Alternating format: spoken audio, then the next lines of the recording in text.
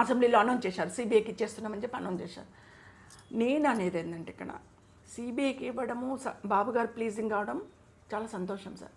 Okay, నాకు కొద్దిగా న్యాయం జరుగుతుందని ఒక హోప్ వచ్చింది. కానీ ఆ తర్వాత నాకు తెలిసింది ఏంటంటే సిబిఐకి ఇవ్వడానికి ముందే మెయిన్ ఎవిడెన్స్ అన్నీ స్మాష్ అయిపోయినాయి. ఇట్లా ఇప్పుడు నేను చెప్పినట్టు ఎవిడెన్స్ ఏమి లేకుండా ఆఫ్టర్ పోస్ట్ మార్టం నేను ఒక 1 monthకి ఈ పోస్ట్ మార్టం రిపోర్ట్ని పక్కన పెట్టేసి త్రిసభ్య కమిటీని పెట్టిండ్రు. గవర్నమెంట్ అనౌన్స్ చేసింది ఒక కమిటీని వేస్తున్నామని. ఆ త్రిసభ్య కమిటీ ఈ ఫోరెన్సిక్లో ఉన్న కొన్ని ఆధారాలను, ఈ కొన్ని రిపోర్ట్లను తీసుకొని అవి టేబుల్ మీద పెట్టుకొని వాటిని చూసి ఒక రిపోర్ట్ తయారు చేసి, ఓకే ఇది ఆ రిపోర్ట్ ఆధారంగానే సెషన్ కోర్టు నుంచి హైకోర్టు వరకు ఈరోజు నాకు తీర్పు వచ్చే వరకు క్యారీ అయింది. అదే ఏంటి సూసైడ్ అని చెప్పి క్యారీ అయింది. అదే తీర్పు వచ్చేసింది. ఓకే సార్, ఇక్కడ పోలీసు వాళ్ళు కూడా మెడికో లీగల్ కింద ఒక డ్రెస్సు తగలబట్టినప్పుడు వాళ్ళ మీద హాస్పిటల్ మీద ఎందుకు కేసు ఫైల్ చేయలే? మీరు ఎందుకు కేసు ఫైల్ చేయలే హాస్పిటల్ మీద? ఎందుకు వాళ్ళని ప్రాసిక్యూషన్ చేయలే? అడగాలి కదా సార్. మీరు అట్లట్లా ఇర్రెస్పెక్ట్గా అట్లట్లా తగలబెట్టారని అడగాలి కదా. మెయిన్ ఎవిడెన్స్ పోయింది అని చెప్పి అడగాలి కదా. మరి ఎందుకు అడగలే? ఎందుకు కేసు ఫైల్ చేయలే వాళ్ళ మీద? మీరు కూడా పోరాటం చేయొచ్చు కదా అగెన్స్ట్ ఆఫ్ ది హాస్పిటల్. చేసిన సార్, సిబిఐ వాళ్ళకు కూడా చెప్పిన, సిబిఐ వాళ్ళకి కంప్లైంట్ పెట్టుకున్నా, సిబిఐ వాళ్ళకి చెప్పిన. సో మెడికో లీగల్ కింద వాళ్ళు డ్రెస్ నుంచి వాళ్ళ మీద కంప్లైంట్ చేయండి, వాళ్ళని ఎంక్వైరీ చేయండి అని. ఎక్కడ సార్? దీంట్లో ఒకటి అంటే ఆ కేసుని స్టార్టింగ్ నుంచి ఇప్పటివరకు ఫాలో చేస్తున్నా నాకు అనిపించింది ఏంటంటే పొలిటికల్ ఇంటర్ఫరెన్స్, మీడియా ఇంటర్ఫరెన్స్, తర్వాత ఇక్కడ పోలీసులు, ఇక్కడ కోర్టులు, తర్వాత ప్రతి ఒక్కరు అన్ని ఎవరికి నచ్చింది వాళ్ళు, ఎవరికి తోచిన విధంగా వాళ్ళు మాట్లాడుకుంటూ పోయారు. దాంట్లో మీరు కొన్ని విషయాలు అంటే తెలిసి మీరు మాట్లాడడం వల్ల ఇన్వెస్టిగేషన్ మొత్తం పక్కదారి పట్టింది అనుకోవచ్చా సార్? నేను చెప్తున్నా ఇక్కడ మీరు తెలిసి తెలియక అని చెప్పాను. అందుకే నేను కూడా తెలిసి తెలియక చేసిన మాట్లాడినా నేను బాధితురాలిని. పోలీస్ డిపార్ట్మెంట్ ఏం చేసింది? ప్రభుత్వం ఏం చేసింది? సిబిఐ ఏం చేసింది? చట్టాలు ఉన్నాయి కదా సార్, చట్టపరమైన సంస్థలు ఉన్నాయి కదా. బాధితులకు అన్యాయం జరిగినప్పుడే కదా న్యాయం చేయడానికి ఉన్నది. వాళ్ళు కోర్టు ఒకటే నమ్ముతాను. నాకున్న ఎవిడెన్స్ మాత్రమే దాని ప్రకారం వెరిడిక్ట్ ఇస్తా అంట తప్పించి, నేను అదే అంటున్నాను, దాన్ని తప్పించి అవుట్ ఆఫ్ ద వే ఇవ్వలేని చెప్తుంది కదా. నేను అందుకే అదే అంటున్నాను సార్. మీకు ఇప్పుడు చెప్పింది అదే, సిబిఐకి ఇవ్వడం అనేది ఇచ్చారు. సిబిఐకి ముందే సిబిఐకి ప్రత్యూష కేసును హ్యాండ్ ఓవర్ చేస్తున్నాము, ప్రత్యూష కేసును సిబిఐకి ఇస్తున్నాము అని చెప్పిన తర్వాత చెప్పడానికి ముందే అంతా సెట్ చేసుకున్నారు. ఆ సెట్టింగ్ ఎట్లయిపోయిందంటే this is not rape, this is not murder, only suicide. Okay sir, ఇందులో నాకు కొన్ని చిన్న అనుమానాలు ఉన్నాయి సార్. నా అనుమానాలు నేను అందరికీ చెప్పిన, మీరు చెప్పలేదంటున్నారు, నేను అందరికీ చెప్పిన. బట్ ఎవిడెన్స్ కాదు, ఎక్కడ పోయినా ఎవిడెన్స్ అంటున్నారు. ఎవిడెన్స్ని నాశనం చేసిండ్రు.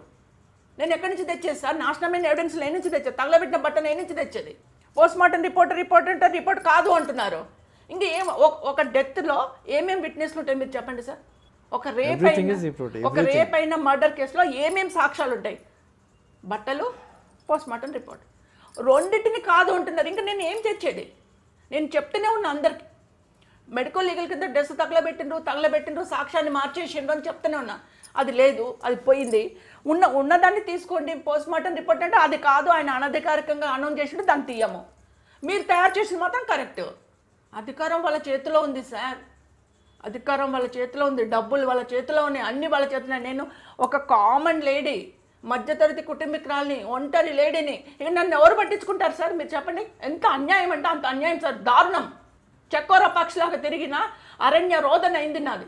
చెప్పి మీరు చెప్పలేదంటున్నా, నేను ప్రతి ఒక్కరికి చెప్పిన. సాక్ష్యం తీసుకురాపా అంటారు. ఏ నుంచి తెచ్చేది సార్ సాక్ష్యాన్ని? తగలబెట్టిన తర్వాత ప్రత్యూష చెప్పులు ఉంటాయి కదా సార్, ఆ చెప్పులని ఒక 3 కవర్లలో చుట్టండి సార్. చుట్టి వాటికి ప్లాస్టర్స్ వేసిండు మంచిగా నీట్గా. కాళ్ళకి వేసుకున్న చెప్పులనేమో 3 కవర్లు చుట్టి ప్లాస్టర్లు వేసి సెల్ఫ్లో పెట్టి 4 days తర్వాత నన్ను పిలిచి ప్రత్యూష చెప్పులున్నాయి మీకు హ్యాండ్ ఓవర్ చేస్తామని చెప్పి అద్దాల దాంట్లో పెట్టి దాన్ని తీసి నాకు ఇచ్చింది సార్. చెప్పులను మీరు ప్రిజర్వ్ చేస్తారు, నా బిడ్డ రింగ్ అంటారు, చెవులకు హ్యాంగింగ్స్ అంటారు, మెళ్ళో చైన్ అంటారు. బట్టలు సార్ అంటే వాటి మీద ఏమీ లేవు కాబట్టి అన్ని టెస్టులు చేసుకొని అంతా క్లీన్ చేసి తూడ్చేసి ప్యాక్ చేసి ఇచ్చేసారు. నాకు ఇయ్యలేదు అనక ఆమెకి ఇచ్చినాం మేము ఆర్టికల్స్, ఆమెకు ఆర్టికల్స్ ఇచ్చినాం అనడానికి, ఆమెకి ఏమి ఇయ్యలేదు అని కూడా ఆర్టికల్స్. మెయిన్ బట్టలు మాత్రం మార్చేసాను. వాష్ చేయలేరు కదా సార్, చేస్తే ఎందుకు చేసిండ్రు అంటారు కదా, అందుకని వాటిని కాల్ చేసిండ్రు. అంత planned sir, plan plan plan plan. Every స్టెప్లో ప్లానింగ్ జరిగింది, ఎవ్రీ స్టెప్లో పవర్ యూజ్ అయింది. నా బిడ్డ ఏమన్నా భారతదేశంలో పెద్ద పొలిటికల్ లీడరా సార్, లేకపోతే మావోయిస్టా, నక్సలైటా, లేకపోతే పెద్ద హీరోయినా?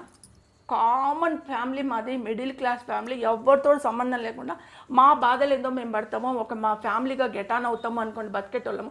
ఒక అప్కమింగ్ ఆర్టిస్టు ఏదో మా డెవలప్మెంట్కి మేము సినిమా ఫీల్డ్కి పోయినాము. మన ఆమె రాత అలా ఉంది. ఎవరికి ఏ ప్రొఫెషన్ ఎటు వస్తుందో తెలియదు సార్, మన అదృష్టంలో రాసి ఉంటుంది. ఎవరు ఎన్నన్నా ఎందుకు సినిమా ఫీల్డ్కి పంపించినావు, ఎందుకు అందులోకి పంపించినంటే ఆమె రాత అలా ఉంది, అందులోకి పోవాల్సి ఉంది. దేవుడు రాసిపెట్టిన రాత. నేను తీసుకుపోయి కాలేజీలో జాయిన్ చేసిన, బైపీసీలో జాయిన్ చేసిన. తను అటు టర్న్ అయింది. ఆమె రాత అట్లుంది. డాక్టర్ కావాలనుకున్న వాళ్ళు యాక్టర్లు అవుతున్నారు, యాక్టర్లు కావాలనుకున్న డాక్టర్లు అవుతున్నారు. ఒక ప్రొఫెషన్ కావాలనుకొని కష్టపడ్డ వాళ్ళు ఇంకొక ప్రొఫెషన్లోకి పోతున్నారు. ఎందుకు పోతున్నారు సార్? వాళ్ళ అదృష్టంలో రాసి ఉంది అది. నా బిడ్డ కూడా అంతే.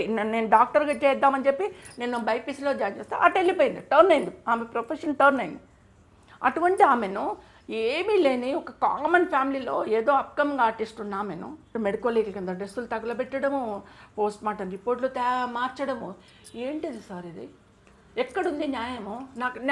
నన్నేమో ఎవరు పట్టించుకోరు, ఎవరు రానియరు, ఎవరు నేనే ఒక అప్లికేషన్ ఇచ్చినా ఎవరు పట్టించుకోరు, నేను ఒక మాట చెప్పినా ఎవరు డోంట్ కేర్. అంతా మా చేతిలో. నేను పాపనేమైనా అమ్మినా వాళ్ళకి? అమ్మినా సార్? ఇచ్చేసినా? ఎందుకు నా బిడ్డని అట్లా చేసిండు మీరు అందరూ కలిసి? అన్ని వ్యవస్థలు ఇన్వాల్వ్ అయినాయి సార్ అందులో, ఒక్కరు కాదు అందరూ. ఇంకా నాకు న్యాయం దొరకాలంటే ఎక్కడ దొరుకుతుంది సార్? నేను మీరు చెప్పిందే అంటున్నాను. సిబిఐ ఎంటర్ కాకముందుకే ఒక ఒక రేపుకి డెత్కి కావాల్సిన ఎవిడెన్స్ అన్ని మాయం చేసి దాన్ని ఒక పదం ప్రకారము త్రిసభ్య కమిటీని కావాలని పెట్టి దాంతో సూసైడ్, ప్రత్యూష బాడీలో పాయిజన్కి సంబంధించిన పీసెస్ ఉన్నాయి, అందుకని ప్రత్యూష ఆయన ఇద్దరు కలిసి పాయిజన్ తీసుకున్నారు, చనిపోయారు. ఆమె చనిపోయింది, ఈయన బతికిండు. ఆమె ఎక్కువ తాగింది, చనిపోయిండు. ఆమె ఎక్కువ తాగింది, ఈయన తక్కువ తాగిందని చెప్పి ఎవరు చూసిండ్రు సార్? అక్కడ చూశారా? మూతికి పూసుకోవచ్చు ఆయన. చూశారా మీరు? ప్రత్యక్షంగా ప్రత్యక్ష సాక్షి ఉన్నారు అక్కడ. ఆయన చెప్పింది నిజమవుతుంది. ఎందుకంటే ఇద్దరు పర్సన్లో ఒక పర్సన్ డెత్, ఇంకో పర్సన్ చెప్పిందే నిజమవుతుంది. అతను చెప్పింది చూసారా మీరు? అక్కడ ఎవరైనా థర్డ్ పర్సన్ చూసారా? తాగాడు, మూతికి పూసుకున్నాడేమో, ఆమెకు ఎక్కువ పోసాడేమో, మొత్తం ఆమెకే తాగించాడేమో, తను తాగలేదేమో, ఎవరికి తెలుసు సార్? ఎట్లా చెప్తున్నారు మీరు? బెదిరింపులకు చేయాలని చెప్తున్నారు, బెదిరించాలని, అవన్నీ మీకు ఎట్లా తెలుసు? మీకు ఎట్లా తెలుసు? మీకు చెప్పాడా సిద్ధార్థ రెడ్డి వచ్చి చెప్పాడా? How can you express all this? ఎక్కడుంది సార్ న్యాయము? ఎక్కడుంది? మీ ఇళ్లలో జరిగితే బాధ తెలుస్తుంది సార్. మీ ఇళ్లలో జరగట్లే బాధ. నా ఇంట్లో ఉంది బాధ. నా బిడ్డ పోయింది, మానసికంగా నేను చచ్చిపోతున్నా, మానసికంగా నేను టెన్షన్ పడుతున్నా, కోలుకోలేకపోతున్నా, కుటుంబాన్ని నాశనం చేసుకున్నా, కుటుంబంతో బాధపడుతున్నా, పిల్లని నాశనం చేసుకున్నా, పిల్లని ఎదగలేకుండా చేసుకున్నా. అది నా బాధ. మీ ఇళ్లలో లేదు అది. మీరు ఎన్నైనా మాట్లాడతారు. బాధ లేనివానికి ఎన్నైనా వస్తాయి సార్. నేను కడుపు నిండి అన్నం తిన్నా, మీకు ఆకలి అవుతుంది. మీ ఆకలి నాకేమర్థం అవుతుంది సార్? ఆకలి అర్థం కాదు. ఉండి ఇంకొక గంట సేపు ఉండి తర్వాత తిందు అంటారు, ఎందుకంటే నాకు ఆకలి అవ్వట్లేదు. ఆ బాధ నాకు తెలవదు. ఇప్పుడు నా పరిస్థితి అట్నే ఉంది. నా బాధ ఎవరికి అర్థం కాదు, వాళ్ళ ఇళ్లలో లేదు కాబట్టి. ఎన్నైనా మాట్లాడతాం, ఎన్నైనా నీతి సూత్రాలు పెడతాం, ఎన్నైనా చట్టపరంగా ఇట్లా చేయొచ్చు, అట్లా చేయొచ్చు, ఆమె ఇట్లా మాట ఎన్నైనా చెప్తాం. బట్ ఫ్యాక్ట్స్ ఇవి సార్.